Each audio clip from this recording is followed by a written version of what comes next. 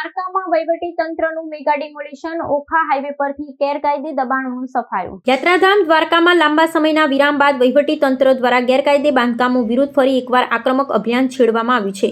દેવભૂમિ દ્વારકા જિલ્લા વહીવટી તંત્ર અને પોલીસ વિભાગના સંયુક્ત ઉપક્રમે ઓખા દ્વારકા હાઈવે પર માર્ગની બંને બાજુએ ફેલાયેલા ગેરકાયદે ધાર્મિક અને વ્યાવસાયિક દબાણોને હટાવવાની કામગીરી ગુરુવારથી શરૂ કરવામાં આવી છે. ઓપરેશન ક્લીનના નામ હેઠળ શરૂ કરાયેલી આ ઝુંબેશમાં ભારે મશીનરી અને જેસીબીની મદદથી નડતર રૂપ બાંધકામોને તોડી પાડવામાં આવી રહ્યા છે, જેને કારણે હાઈવે પર વર્ષોથી જમા થયેલા અતિક્રમણનો અંત આવ્યો છે. આ મેગા ડિમોલિશનની વિગતો આપતા અધિકારીઓએ જણાવ્યું હતું કે માર્ગ અને મકાન વિભાગ દ્વારા પૂર્વ નિર્ધારિત યોજના મુજબ આગામી 72 કલાક સુધી આ સફાઈઓ ચાલુ રાખવામાં આવશે. આ અભિયાનનો મુખ્ય ઉદ્દેશ્ય હાઈવે પરના વાહન વ્યવહારને અવરોધતા અને સરકારી જમીન પર ખડકાયેલા અનધિકૃત બાંધકામોને દૂર કરવાનું છે. તંત્રએ સ્પષ્ટ કર્યું છે કે કોઈપણ પ્રકારના ભેદભાવ વગર તમામ ગેરકાયદે દબાણો હટાવવામાં આવશે.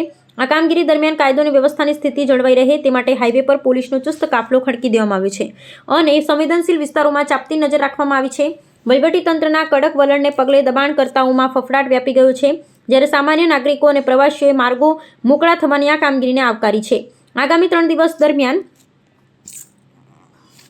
ઓખા હાઈવેની કાયાપલટ કરવા માટે તંત્રએ રાત દિવસ કાર્યરત રહેવાનું આયોજન કર્યું છે. ઉલ્લેખનીય છે કે અગાઉ પણ બેટ દ્વારકા અને આસપાસના વિસ્તારોમાં મોટા પાયે ડિમોલિશન હાથ ધરી અને કરોડોની સરકારી જમીન ખુલ્લી કરવામાં આવી હતી. આ ઝુંબેશ પૂર્ણ થયા બાદ નવેસરથી દબાણ ન થાય તે માટે જે તે વિસ્તારના પંચાયત અને નગરપાલિકાના સત્તાધીશોને કડક સૂચનાઓ આપવામાં આવી છે.